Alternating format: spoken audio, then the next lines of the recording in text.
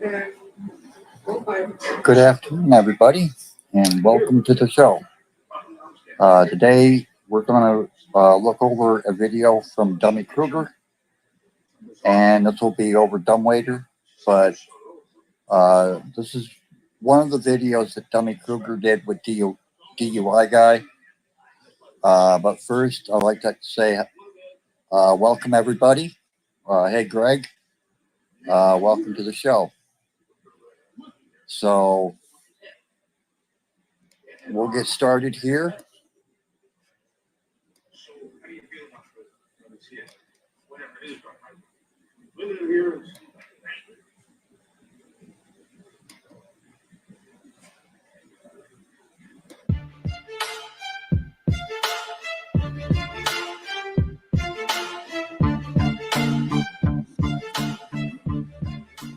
I had a 9-day stint, which I have to go off records because I don't remember that far back that well, but a 9-day stint in which I chose to stay in for the 9 days and went to court and out of there. We'll talk about the details of that, the true details, not the spun off details that Dummy Kruger needed to get clicks and views, but the real facts to it are going to come out. The bond never happened. I spent 9 days, according to the documents, in jail. Hello, Mr. Mimsy. We're going to be going over Dummy Kruger's video today. This is part one of the Dummy Kruger DUI Guy. So we'll just continue on. And this is not a shot. This is just an observation that people have in general. I mean, there's a reason why a large channel like yourself, the majority of these comments are people saying that you were exposed. And that's because of the fact because Kruger lied. People say again? Kruger lied. He said that I was bonded out of jail within a day. That's a lie. Huge lie. First of all, back in 99, I was in jail for 9 days. Not 1, 9. So all these idiots who think they got the truth now from that Kruger motherfucker, no, I was in jail for. Hey there, Fraudit Mania. Welcome to the show there, Will. Yes, this video is elite. I'm waiting for Dummy Kruger to release that, the third part of that video, which is the second part with him with DUI Guy. The word from Dummy is that he's going to re-release it and get it back out soon. And yes, we are going to cover it here on the channel. Just, reminding everybody that in less than 2 weeks, Dumbwaiter here will be going for a hearing June 18th. So we're just kind of reviewing, what's going on. So today we're going to do this one, and we'll see what happens. For 9 days, he could have proved it. He chose not to. He wanted to lie to you, and he did. Welcome to the Dummy Kruger channel, everyone. Today's video brings us back to Meade County, Kentucky for the long-awaited follow-up to a video I made 2 months ago about the YouTube channel for Public Safety and his girlfriend, Tiffany. During those 2 months, Chris and Tiffany have spent quite a bit of time on their channel attempting to discredit the video I made that tore apart a lot of their claims that an alleged imposter or a massive government conspiracy were being used to revoke a probation that Chris skipped out on over 25 years ago.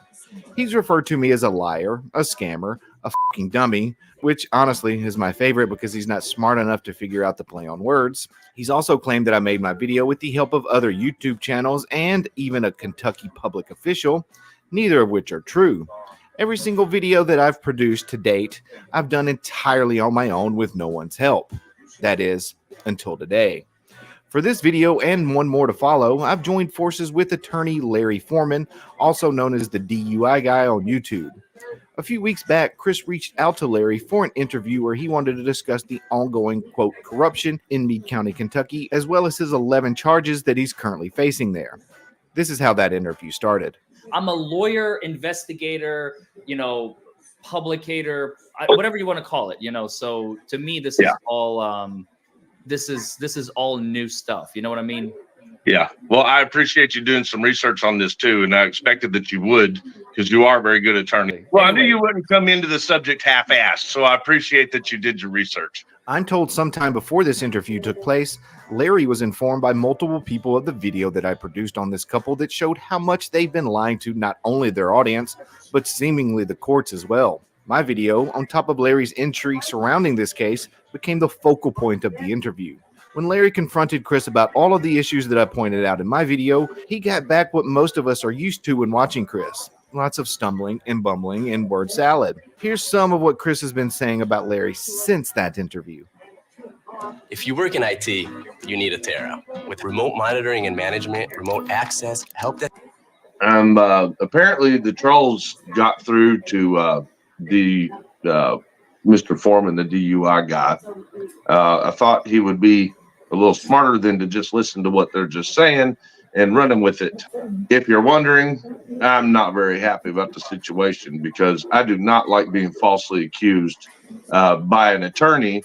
Apparently, he doesn't know how to differentiate lying ass trolls from fact-telling victims. But to be honest with you guys, I am very, very disappointed in the behavior, the unethical behavior of this so-called attorney. But yeah, and I don't want to ruin the guy's career. I'm just trying to give him an opportunity to come back from what he's been doing. There was nothing unethical that the DUI guy did. Chris or Dumbwaiter did not hire DUI guy as a lawyer. But later on, you'll see that Chris gives the DUI guy permission to do background work and stuff. So his claims for ethical misconduct is unfounded. But what he did do was he played a video that is non-factual that was made by a troll channel that was intended to try to make me look bad. And he even left some of that negative narration in and let his audience make false allegations about me during the live stream. So, and he, as an attorney, knows the ethics rules. And that was a complete violation the way he did that. Complete violation of his ethics. I mean, you guys are seeing what the DUI guy's going through now because he did it. He put a big tarnish on his reputation with what he just did. And he actually put himself in a very vulnerable position. He committed a felony against me on the internet. That's right. Because Larry had some questions for Chris about the case I discussed in my video, he apparently has committed an actual felony. You see, if you haven't noticed already, one of these guys spews bullshit for a living, while the other is an accomplished attorney that calls out bullshit for a living. Larry reached out to me shortly after the interview, and we decided to work together because his integrity was being challenged, much like mine has been for the past 2 months.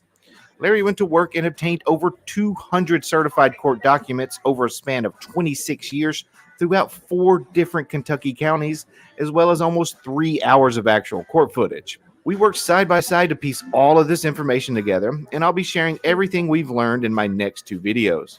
For a 30-second recap of the video I made 2 months ago, Chris was cited in August of 1998 in Hardin County, Kentucky for possession of marijuana and drug paraphernalia. In September of 1998, Chris took a plea deal that dismissed the drug paraphernalia charge, leaving him guilty of the possession that landed him 2 years of probation. During this case in 1998, Chris paid for an attorney, showed up to multiple court appearances, paid court costs, and began participating in court-mandated drug screenings. In August of 1999, Chris failed to complete his drug screening requirements, so his parole was revoked and a warrant was issued. In January of 2023, 25 years later, Chris was arrested on this outstanding warrant, leading to a new revocation hearing. He still claims to this day that it's not him who was originally cited in 1998. Welcome to the show there, Marty Taylor. We're going over Dummy Kruger's video.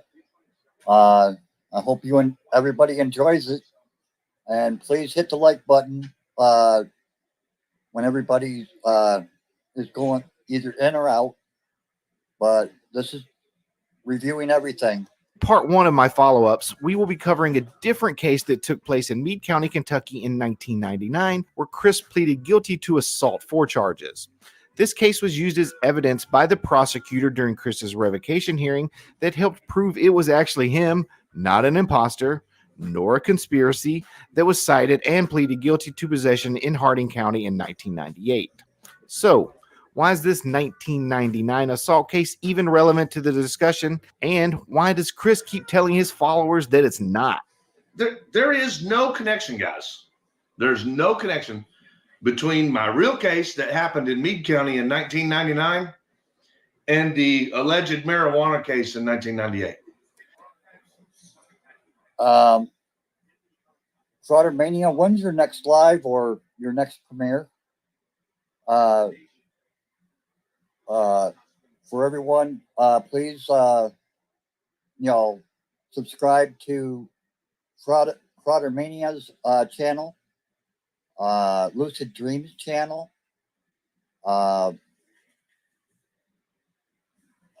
Greg, I will be there to watch that hearing tomorrow on Frauder Control.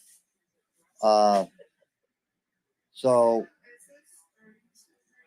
all right. Well, I don't think my live stream will last 2 hours.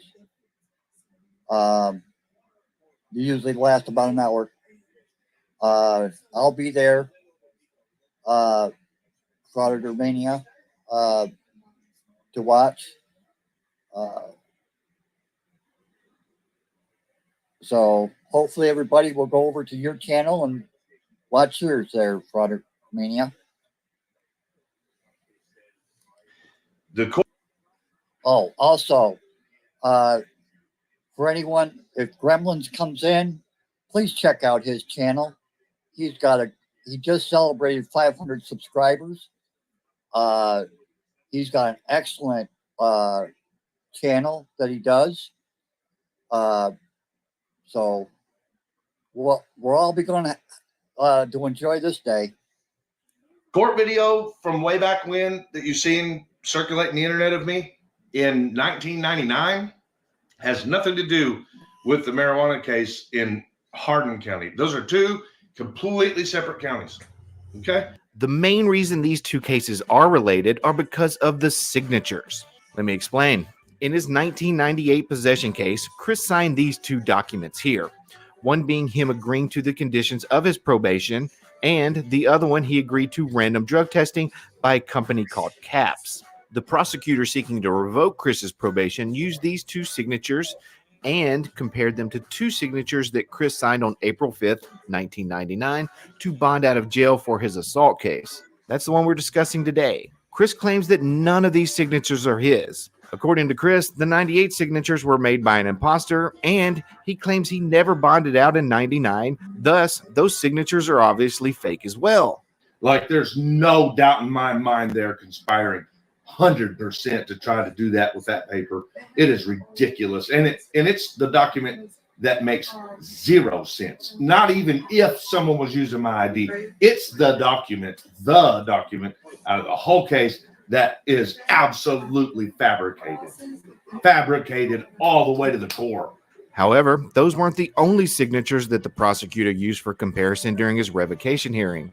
He also had a signature from a 1998 car insurance policy, as well as one from a traffic-related citation, also in 1998, which Chris admitted was his on the stand.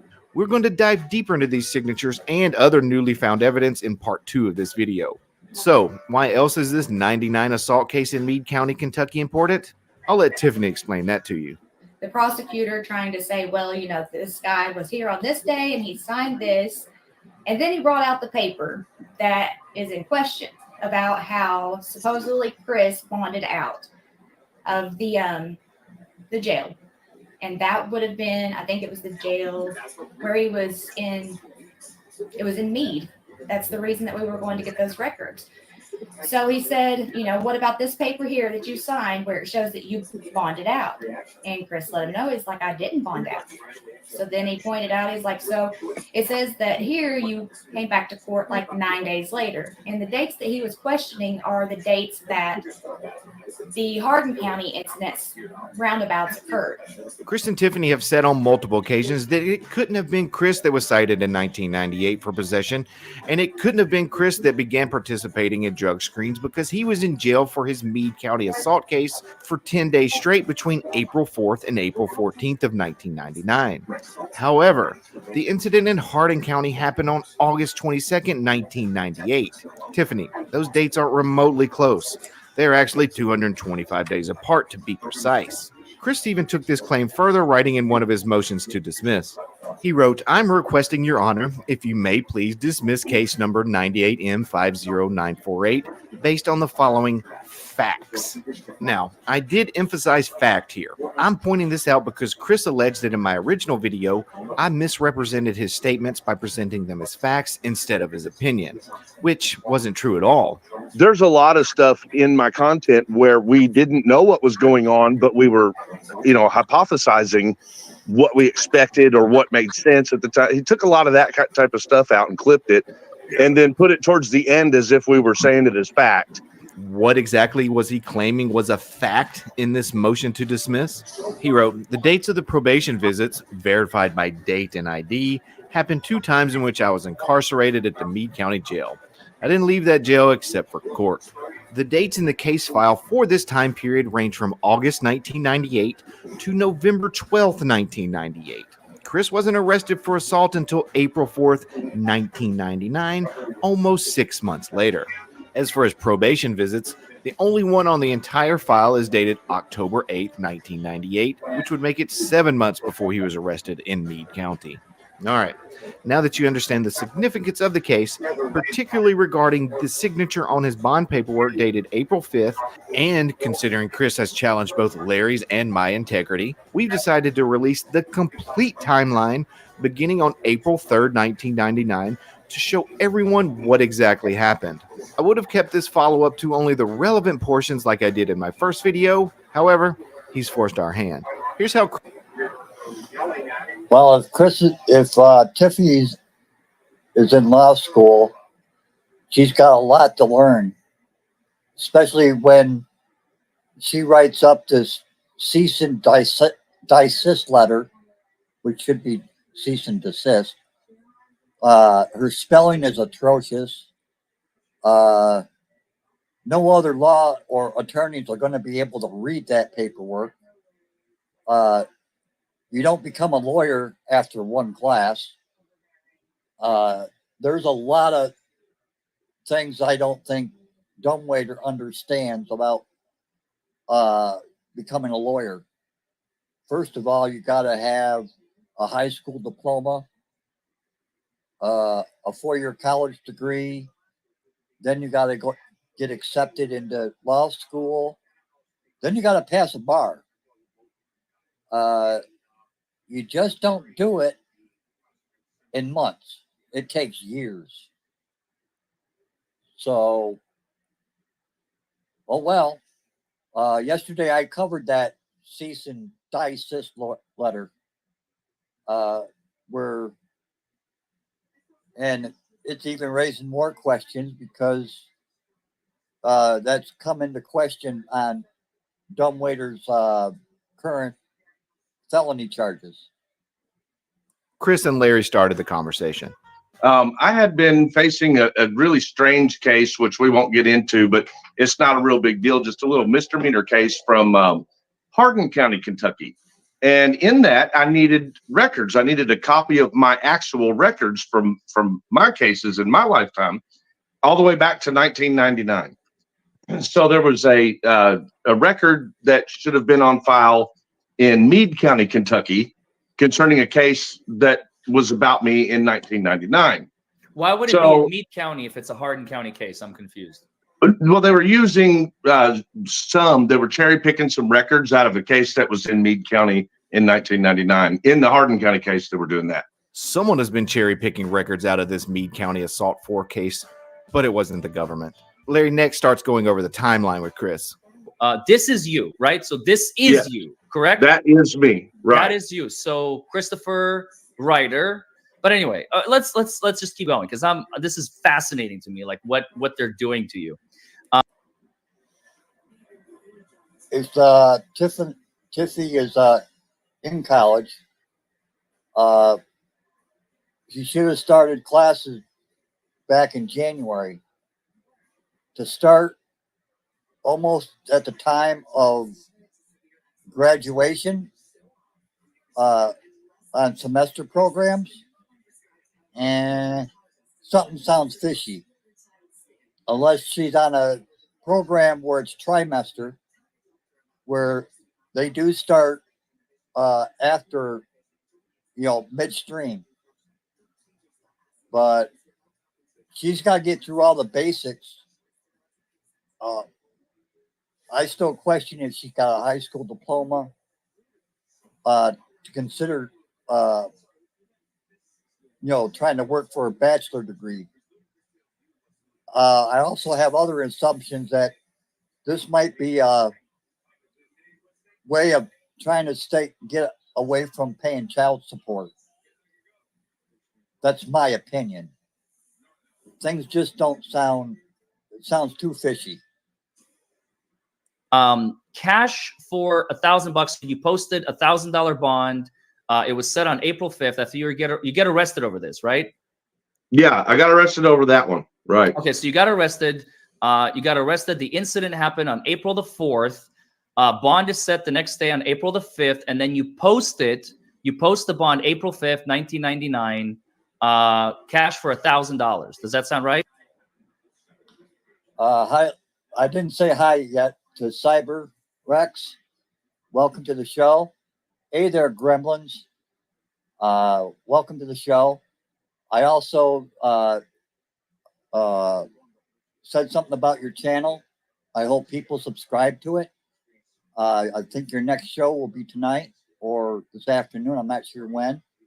But usually you have a 10 o'clock at night show. So welcome to the show.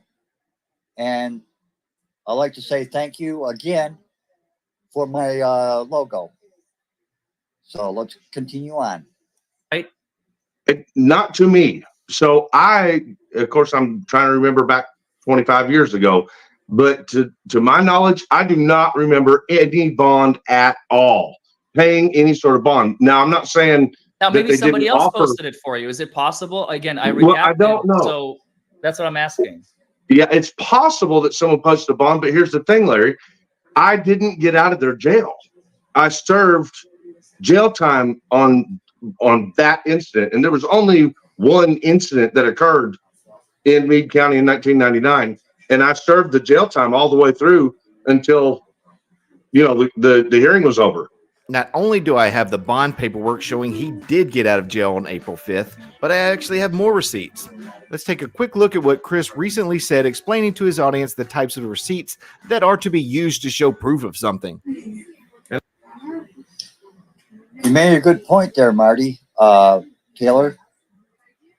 They're always grifting. Now, if you were in Wrangler's live stream last night, a point got brought up about Chris is now, or it was in the video that he dropped today, Wrangler did, about Dumbwaiter and Tiff are starting to use GoFundMe's, but under other people's names. It seems like they're going to other people to do GoFundMe's to get the money back to Chris.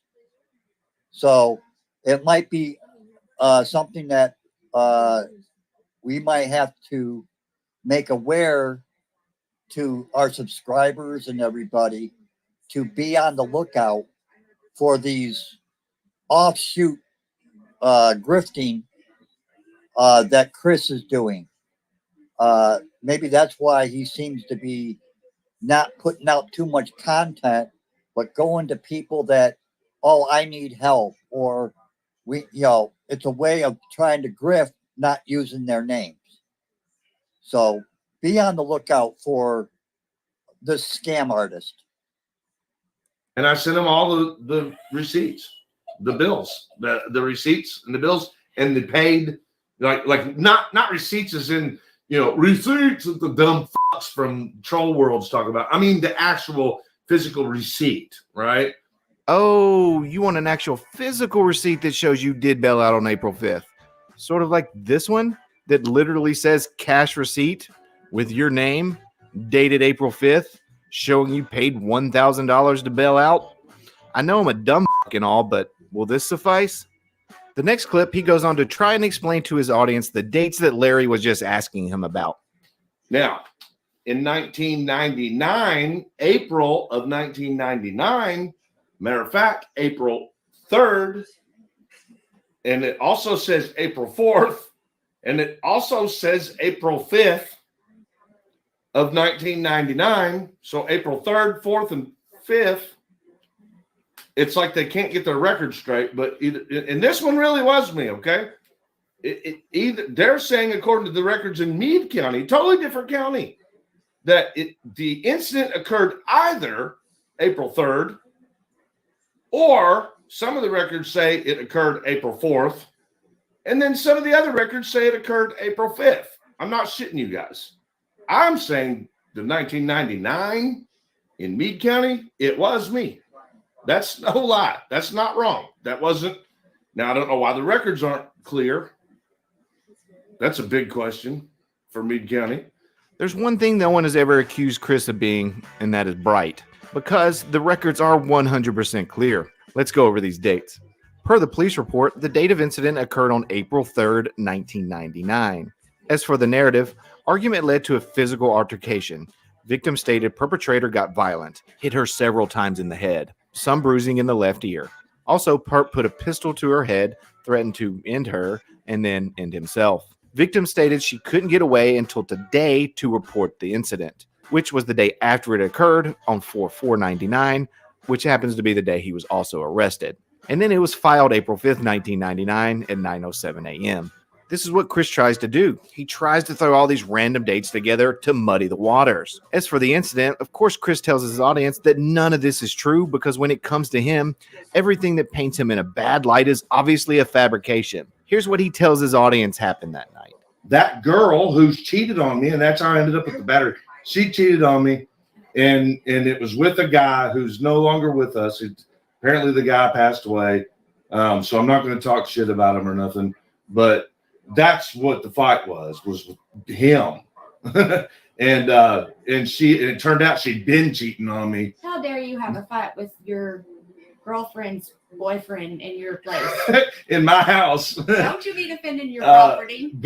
And I'm not going to bring up old shit anyway, but yeah, I wouldn't want to talk about it too much more either, especially since there's no mention of this mysterious guy in any of the paperwork from 99, nor is it brought up during any of his video recorded court appearances from then. We'll touch more on that momentarily because he has even more lies that need to be tackled on that front.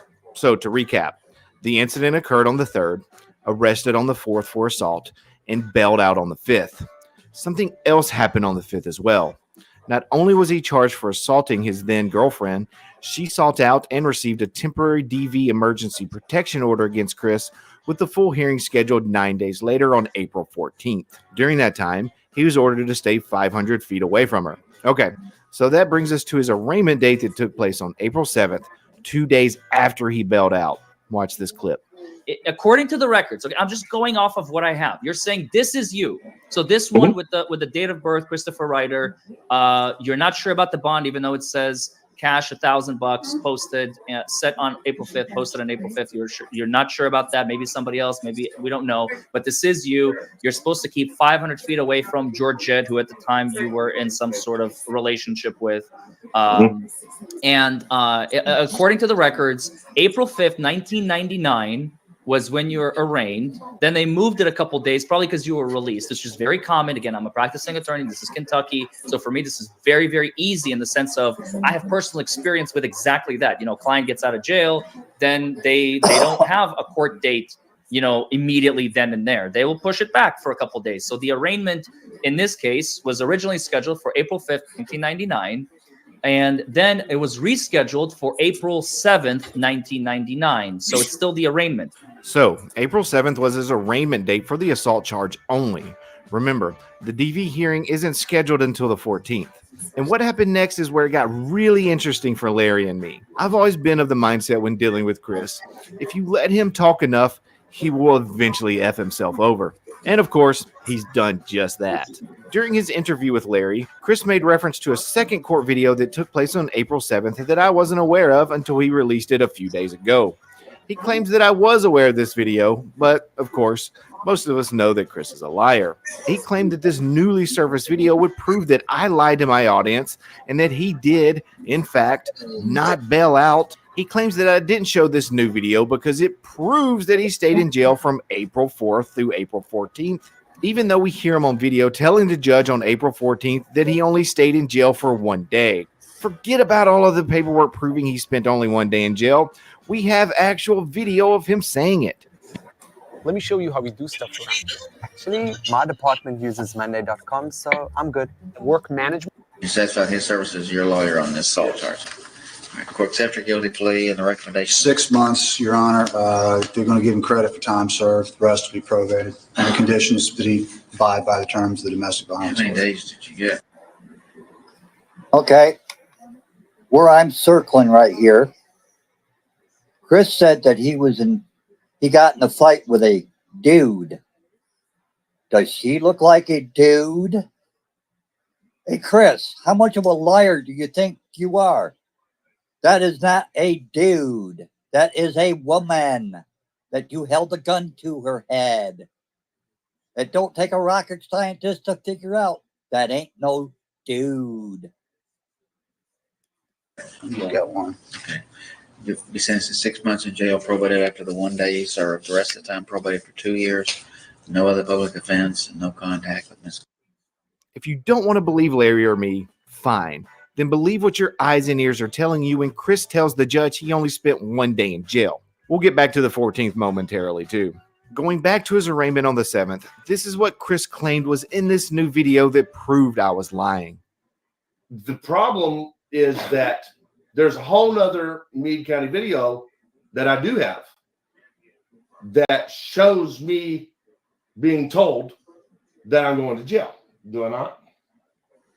I wasn't True. What did you I say? have another video sitting there on my dresser Yeah. that shows the judge telling me to go to jail. And that nobody else has. That's something that an attorney from Kentucky could have requested and gotten if they wanted to. It's public record. I have a video that so did Dummy Kruger, but he didn't want you to see it.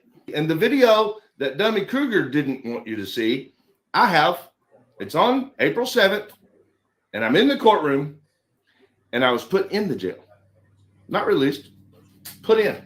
It's because after all of the bullshit from the trolls that have been making a mess, a mockery of the actual evidence, twisting it all up, throwing it places that it don't belong, and twisting the timeline, and saying this matches this thing and that matches this thing. I mean, even a damn Larry Foreman DUI guy, even he couldn't keep this shit straight when he tried to twist it all up. Are we confident that I spent the minimum 10 days? Yeah, we're confident that I spent a minimum of 10 days in jail. So if the actual incident occurred on the 3rd or even the 4th, let's just say the 4th, 5th, 6th, 7th, 8th, 9th, 10th, 11th, 12th, 13th, 14th. It's 10 days. The bad part is that these people that were trying to paint me in a bad light, they have the same video that I have. So they already knew the truth. They chose to lie to you. That's what they did. They chose to lie because they're trying to damage my channel. It's like jealousy or something. I don't know. It's my real record. I'm going to be extremely vulnerable and completely transparent. And I'm going to show you guys exactly how all that went. And it proves that I spent that time in the jail. Guess what? We're still waiting. Don't anyone hold their breath for waiting for his receipts or his records or his documents. I'm still waiting for the orange jumpsuit that he says that he was supposedly in. But hopefully this will clear it up. It proves it, don't it, Tiff?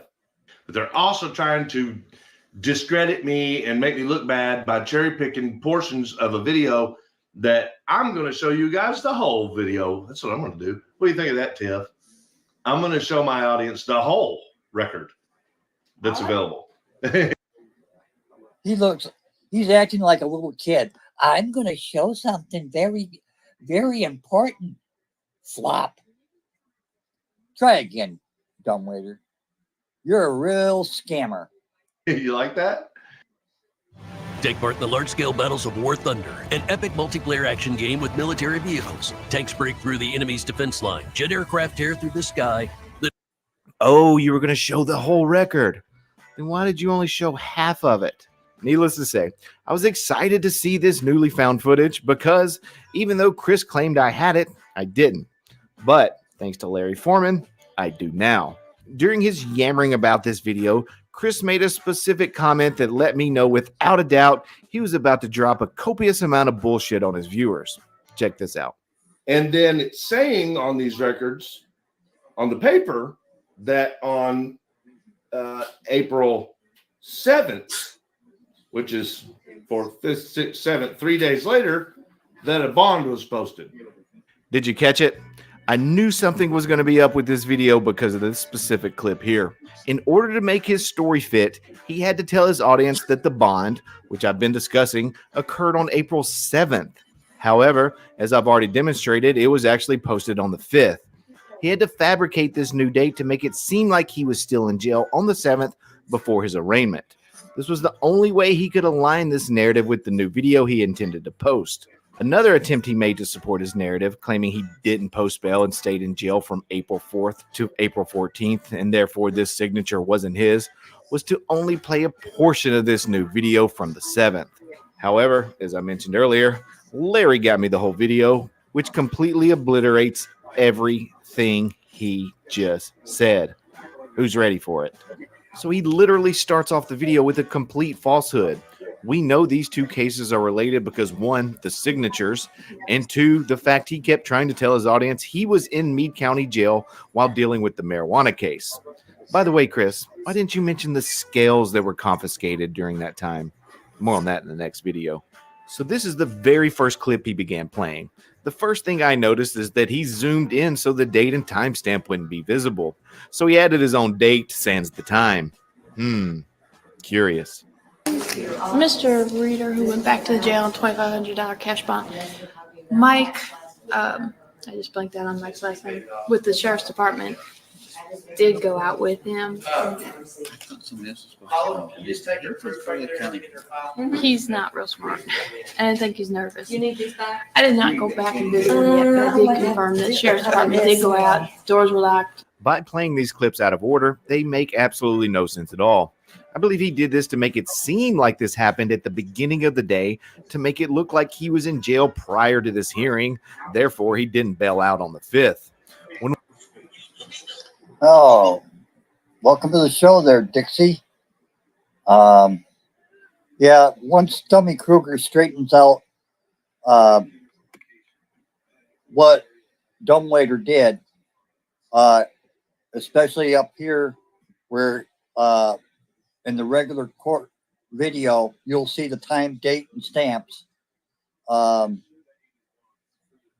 Dumbwaiter put this portion of the video first instead of putting it where it belonged. We'll continue on. I have yet found the imposter. Has anybody found the imposter yet? I'm still waiting for that one.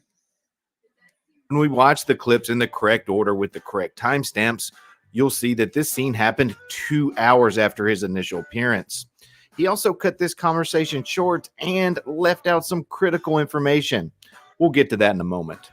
Let's now put the day's events in the proper order and watch them that way. So at 9:40 a.m., this is Chris sitting right here minutes before he's called. Also make note that he's obviously not in custody and that he's wearing street clothes. Everyone remembers this infamous line from my original video, right? I wanted to show that in the courtroom at the time, back in 99, in the Meade County case, that on the final hearing, I'm in an orange jumpsuit and chains. So I didn't bond out.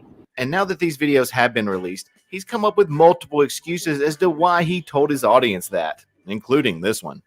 So one thing that I did say wrong, and I did say it wrong, is that I would be an orange jumpsuit and cuffs. Okay, well, I meant that as an expression because I didn't remember particularly what I was wearing, but one would assume that if they were coming out of the jail, that they would be wearing an orange jumpsuit and cuffs. Because that's the way I've always seen it. When you come out of a jail, you're wearing orange jumpsuit and cuffs for the courtroom. Chris, the funny thing is, you assumed correctly, because if you were in jail at this point, like you were trying to claim, you would be matching this couple, this guy, and even this guy. But you aren't wearing this, Chris. You're wearing your street clothes because you aren't in custody. Okay, I'm going to fast forward 2 minutes from when this screenshot was taken and Chris is called. According. Hey there, Irene Bush. Welcome to the show. To our firearms expert, there is only one caliber that has been proven to be the most effective at stopping a threat. Summons. Christopher Ryder. How much of a bond do you want? Okay. They'll interview him and then they change it.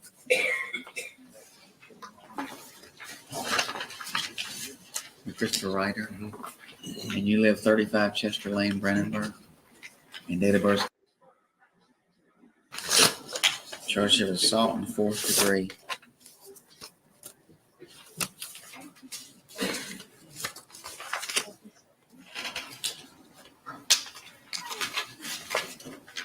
How do you wish to plead on the charges? Can I ask what will happen if I plead guilty today? I really don't know. Well, I'm not guilty to the charges that you see there. I'm guilty to a part of what you see, but it's... Judge, they have a message hearing next Wednesday. On the 14th. Mm-hmm. I've signed that. I'll also put an appeal out. Okay. Do you see that now? And I wanted to also say, you had given me I can't. You said that I could go home and get my stuff with the sheriff. The sheriff took me over there. She changed the locks. I don't have any clothes. I mean, I've just been trying to live it as it goes, and it's really rough right now without being able to go to my house. Chris says, speaking to the judge, quote, "You said I could go home and get my stuff with the sheriff. The sheriff took me over there. She's changed the locks," unquote. Again, for the viewers still buying Chris's claims that he was in custody this whole time, how could he have gone over to their house to get clothing if he hadn't bailed out on the 5th? So if the actual incident occurred on the 3rd or even the 4th, let's just say the 4th, 5th, 6th, 7th, 8th, 9th, 10th, 11th, 12th, 13th, 14th. I know I'm repeating myself a lot, but scientists have said it takes the average person 2 to 7 times to hear something before they take action. Now that's the average person with average intellect. I figured I needed to double it. I understand. And I don't know what happened, but according to her, you held a gun to her head in the argument. That's false. So I can see why she changed the locks. It's a false. That's false. Okay. It's false. I wish I had time to explain to you exactly how it goes. We'll just enter not guilty plea. I'll set it for a pretrial conference for 1 o'clock next week. The 14th, that's the same thing. We got a domestic violence hearing anyway. Exactly. Unheard from me. And you're on bond. No contact communication with her. Stay 500 feet away from her. No alcohol. No public offense. And we need to also add no weapons. Okay. No, I don't have any weapons. This is bordering on absurd at this point, but you clearly heard the judge say, quote, "You're on bond, no communication, stay 500 feet away," etc. Just like the bond paperwork says. And this is the video that Chris claims is proof that he was in jail since April 4th. I don't know, but it sure sounds like Tommy Kruger's purpose of doing this video was out of jealousy over my YouTube channel. Yeah, Chris, that's exactly what it is. You nailed it, buddy.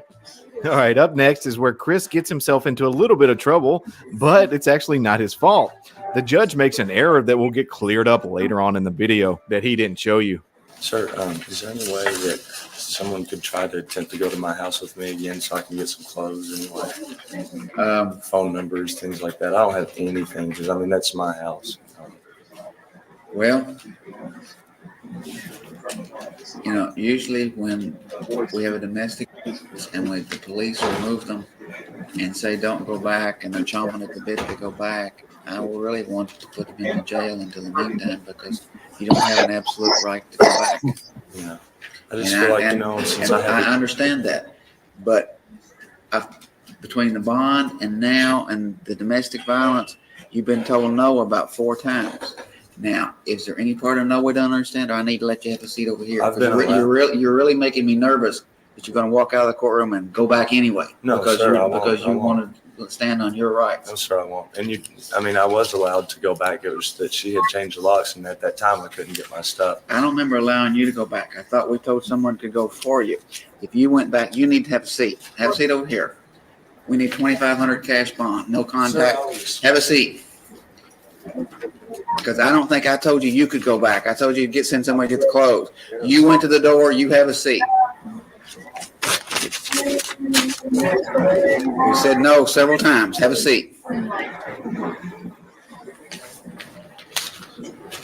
So that was the end of the first time he spoke with the judge, and he did get sent back to jail. What happens next is the clip we already watched that takes place approximately 2 hours later, where the prosecutor is letting the judge know that he made the error because Chris did go back to the house, but with the sheriff's department like he was supposed to, even though, according to Chris, he was still in jail. This is why timestamps are important, and Chris purposely hid them during that initial clip. Let's watch it again with the actual timestamps on it. Judge, Mr. Reader, who went back to the jail on $2,500 cash bond, Mike, I just blanked out on Mike's last name, with the sheriff's department, did go out with him. He's not real smart, and I think he's nervous. I did not go back and visit him yet, but I did confirm that the sheriff's department did go out, doors were locked, they left. So at this point right here is where Chris oddly ended the video, but the conversation actually continues a bit longer until the clerk shuts off the camera. I presume it's for a lunch break because this part wasn't even on the record. We're actually lucky it's even recorded. You'll hear the beep that shuts off the recording at the 11:40 and 51 second mark. But it does tell us what to expect next.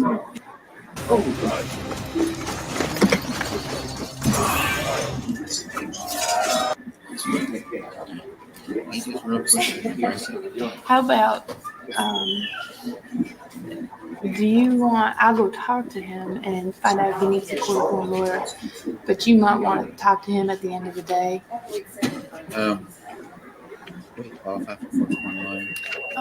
So you heard the beep, and that's where this morning session ended.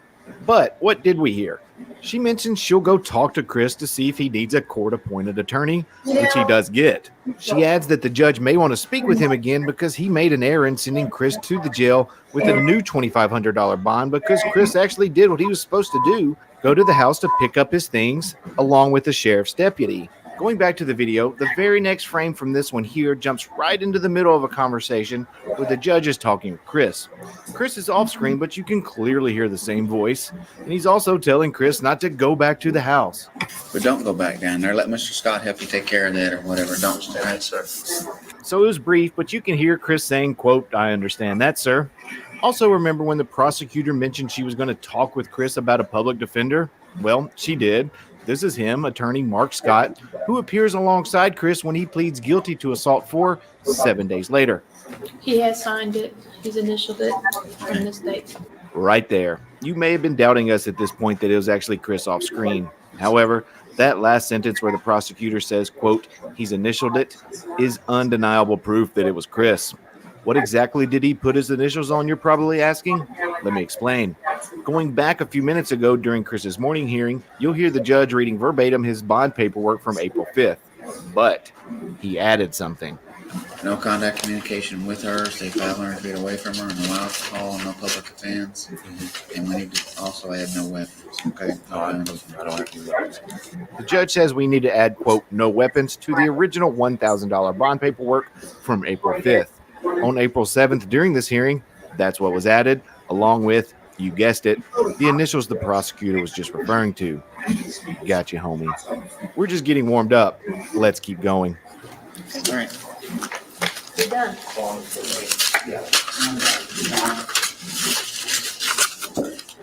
You can hear the prosecutor say we're all done, and then you can hear Chris reply saying, are we still on for the 14th? Which, of course, is the date of his next hearing. The next clip is very brief also, but when they're walking away, you can hear attorney Mark Scott telling Chris that some corporal will process you out. So that was the end of the April 7th hearing, but Chris had a few more tricks up his sleeve, literally, that proved he was in jail this entire time. This was my favorite part of the latest video. Check this out.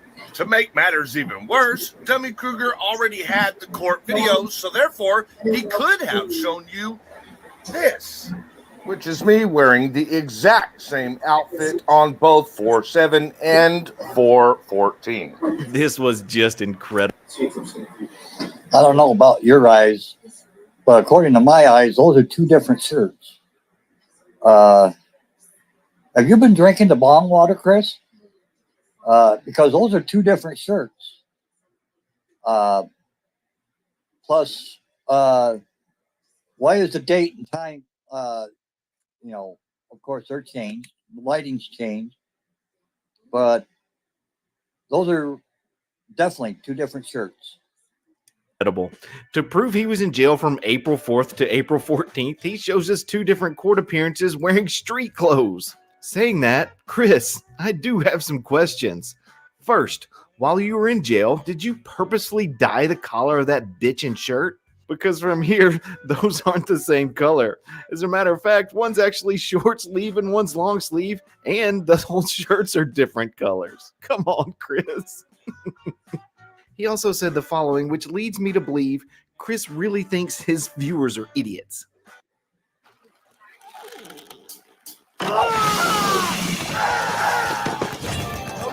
Which is me wearing the exact same outfit on both 4/7 and 4/14, which could indicate that upon knowing that they were going to release me, that they gave me my clothes back to wear to court that day. Yes, Chris, because that's a thing that happens.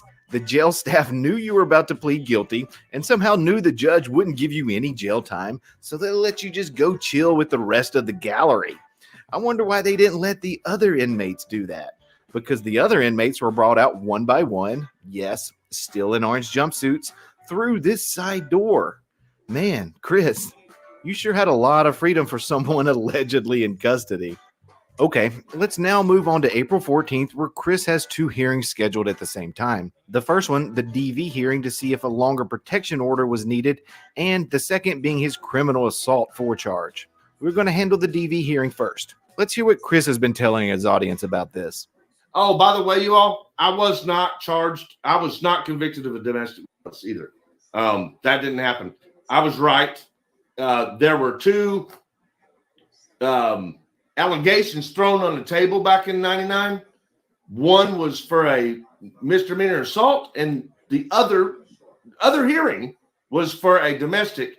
They ended up tying them together somehow. We're trying to figure that out still. Maybe you guys will be able to help us when the video comes out. There's a lot of people out there who believe that I committed a domestic when actually the charges were for an assault. All right. Just for clarifications, let's make sure we get this right. I'm going to try to get the timeline straight. The arrest an assault you pled guilty to, but there was a charge with, I believe her name was Georgette, where you beat her with a gun. That was the case that was thrown out, correct? Yeah, it was thrown out because so here's the deal. So the assault charge was the same incident, right? The unwanted touching assault. She apparently wanted more done to me than that. So she filled out a lie on a civil level. They added it to it as domestic because the allegation she was making would fit the statute to their domestic abuse in civil court, in civil law. So they were trying to get a charge on me that would have been a domestic, but it was dropped because it didn't happen. Now, during the time of that charge, she made a false allegation and tried to get charges put on me, but they were dropped because they were not real. They were not factual. So they were dropped. So people need to learn how to read records. Oh, it didn't happen, huh? That's certainly odd. Seems like they could provide documentation showing this didn't happen, right? Hell, even Tiffany tried to get on this blame the victim action. You want to know why they'll never be able to provide any documentation showing that this wasn't dropped and that he wasn't found not guilty? Because nothing was dropped. That's a complete lie from both of them. Here's the rundown. On April 4th, Georgette petitioned the court for the DV order. On the 5th, she was granted the temporary order until the full hearing took place on the 14th. Guess what happened on the 14th? Let's watch and find out. Georgette Christopher Ryder.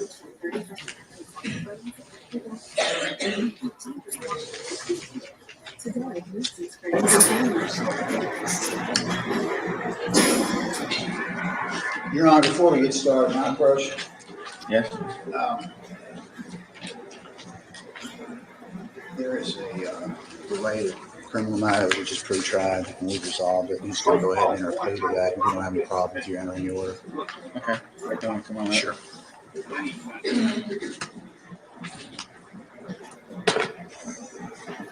They're not married, have no children. No reason to be around each other. No reason to be around each other. Yeah, in an order, and no contacts. He lays 500 feet away. No domestic. No tear up the property. You both gonna be living in Meade County? No, Iowa. Indiana. Okay. Now her face is blurred, blanked, but Dumbwaiter keeps claiming that he beat up a dude. This person right here that's blurred out is not a dude. This is the one that he held the gun to her head with a 4-year-old child. I started to say you're both staying in Brandenburg. It's not that big. Yeah. So no contact doesn't include if you both end up at a pizza place together. If both of you end up in there and neither one sees the other till you get pizza and sit down. Don't talk to one another, don't speak to one, just pretend the other one doesn't exist. Kind of caught on it. The town's not that big. If you're both here, they're going to run into one.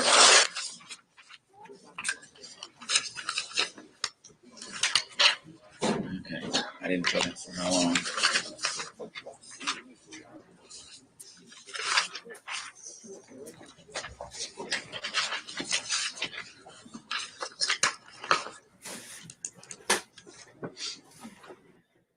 Thinking about what's next in life? Visit the most comprehensive skilled trades job board in Kansas. People throughout Kansas.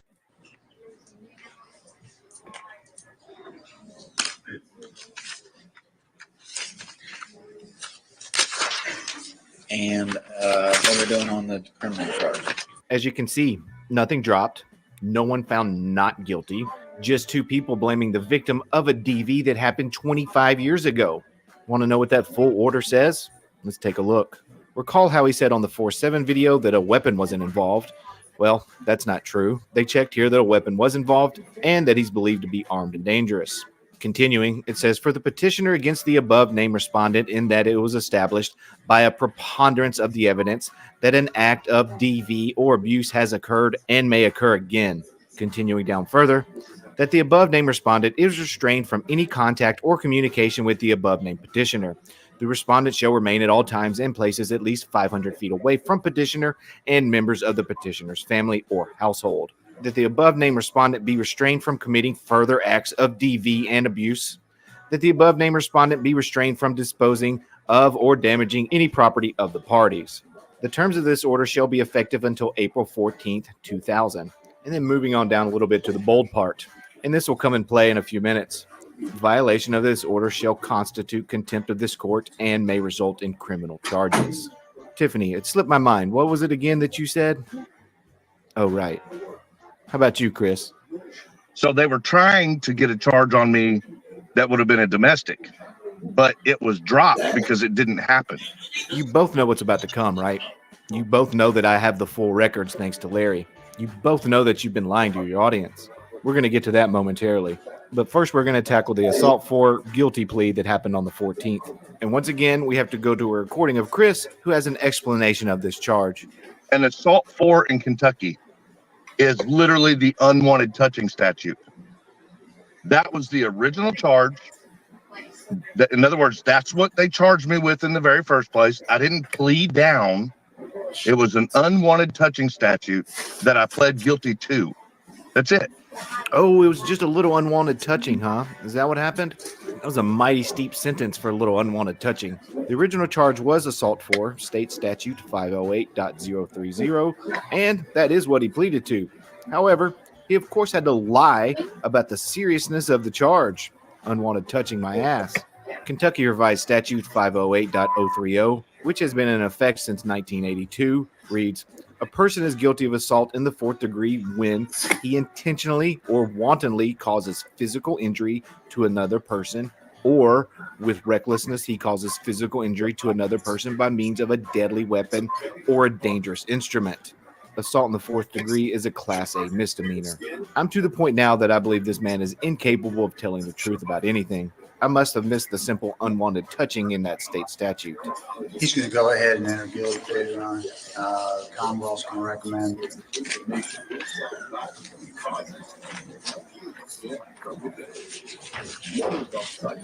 Raise your right hand, Mr. Ryder. Do you swear the statement you make be the truth and nothing but the truth, so help you God? Do you understand you've got a right to a jury trial, got a right to confront witnesses against you, such as the police officer and this right here when you plead guilty?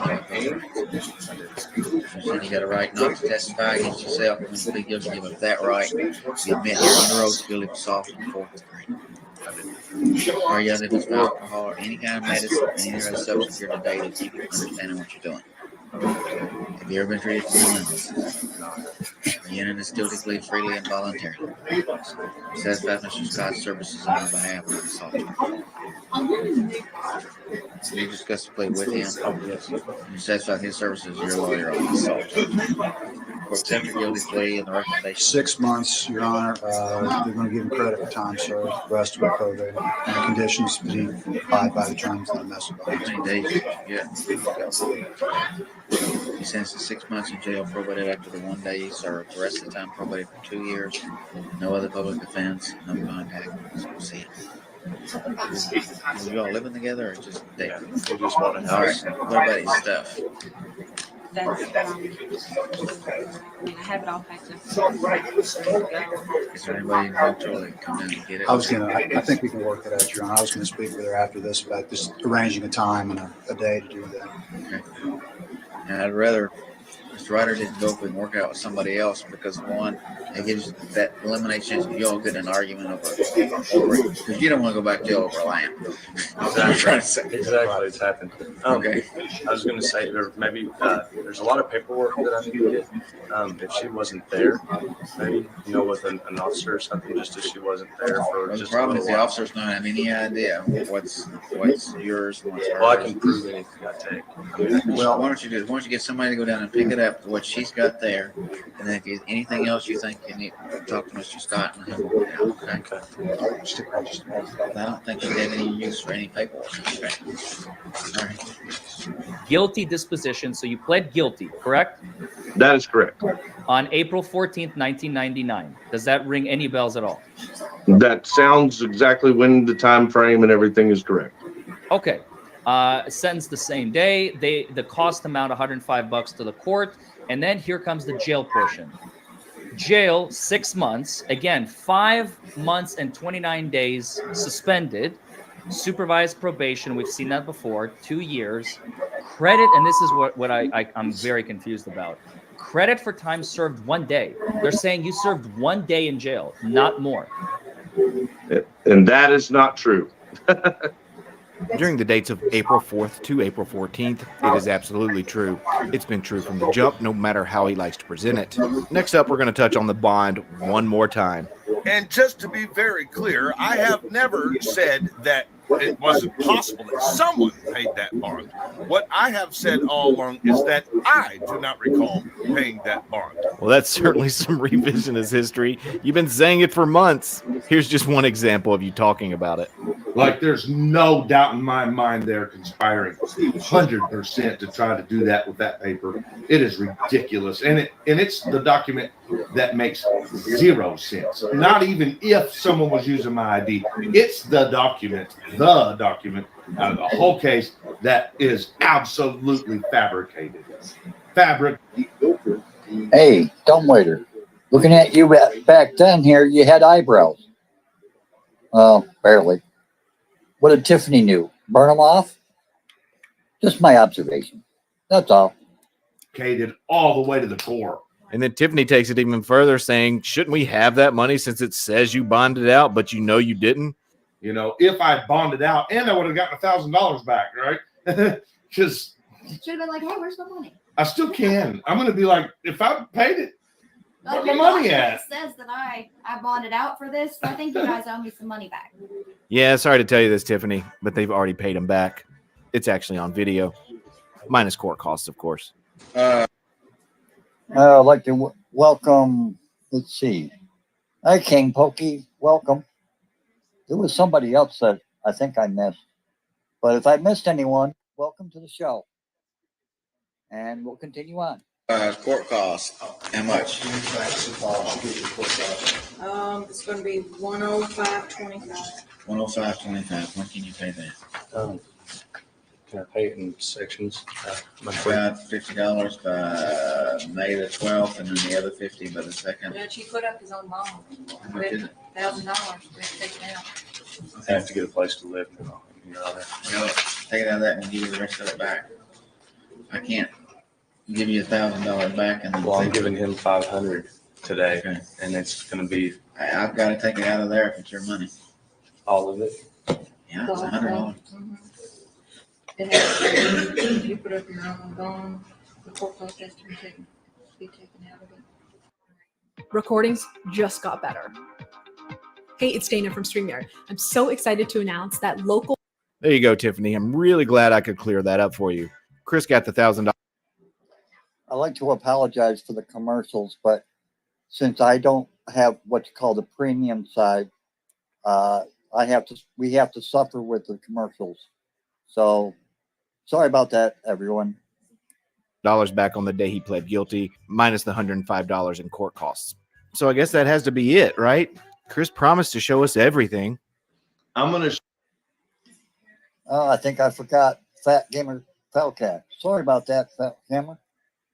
Michael, I might have forgotten you too. But welcome to the show. Show my audience the whole record that's available. You like that? Well, Chris, if you did show the whole record, you wouldn't have stopped at April 14th. You challenged Larry and I to get these records. You promised you were telling everybody the whole story. You didn't. Here goes. 5 days after the hearing we just watched on April 19th, a new arrest warrant was issued for Chris. Per the affidavit his then girlfriend Georgette wrote, he came by trying to take some of his belongings. When I asked him to leave, he refused. I tried to call the police and he tried to take the phone from me. I finally called the police. Chris grabbed the phone and removed the batteries. He fought with me and finally left. 2 days later, on April 21st, the warrant was executed and Chris was arrested. And this time, he would not be getting out of jail. His girlfriend, Georgette, would be subpoenaed to testify. And on April 28th, he was found guilty of violation of his DVO order, giving him 6 months in jail. Approximately a month into his sentence, attorney Mark Scott, who we saw previously on the April 7th and April 14th videos, submitted a motion for suspension for further execution of sentence, where he asked for what's called shock probation. Shock probation in Kentucky is a program that allows certain individuals who have been sentenced to jail to be released early, typically after serving only a short period of time, so they can be placed on probation instead. This shock period is intended to give the individual a brief experience of incarceration to hopefully deter future criminal behavior. If the person successfully completes the probation, they'll avoid serving the remainder of their original sentence in jail.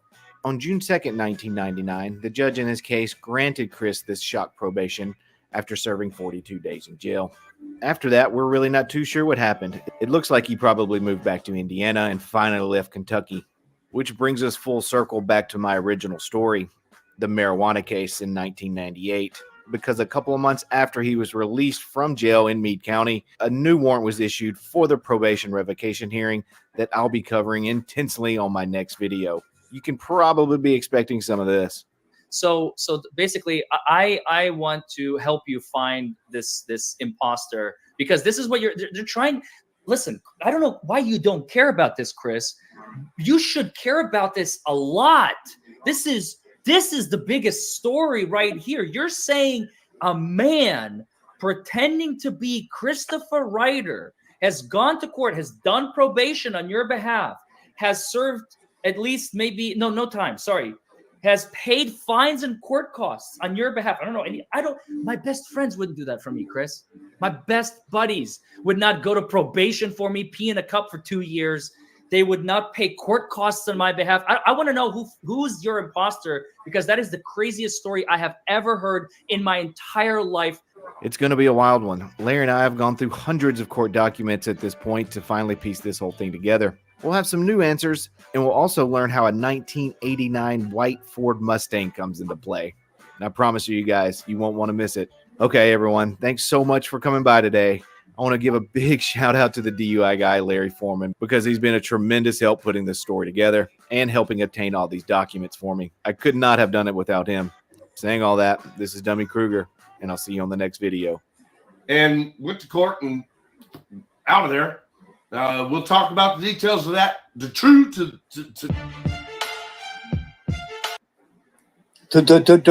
True. Dumbwaiter's got a stuttering problem. Either too much alcohol, too much bath salts, or something else. I don't know what, but okay. But who knows? But all right. I'm only going to show one video today. That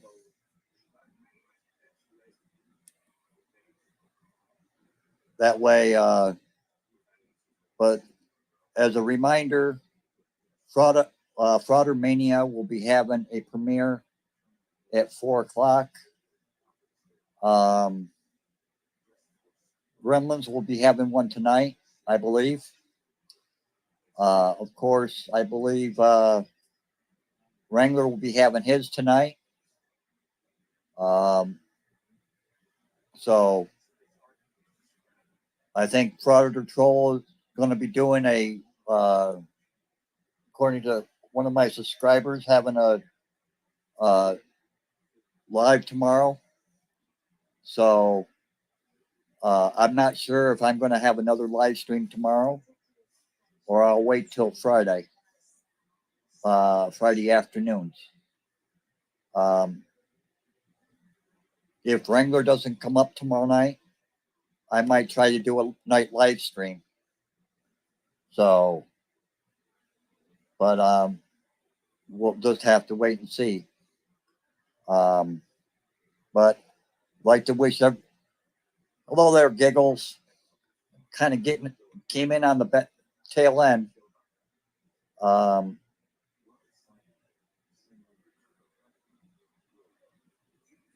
But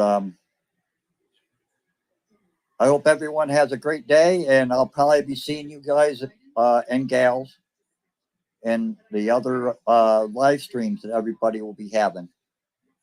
As far as dumbwaiter's concerned, like I said earlier, I've been in contact with Dummy Kruger. He's going to try to re-release the last video. I think he's going to make up another video on dumbwaiter too. So I'm only repeating what someone said about FT. That there's some DMAs having a court hearing or something like that.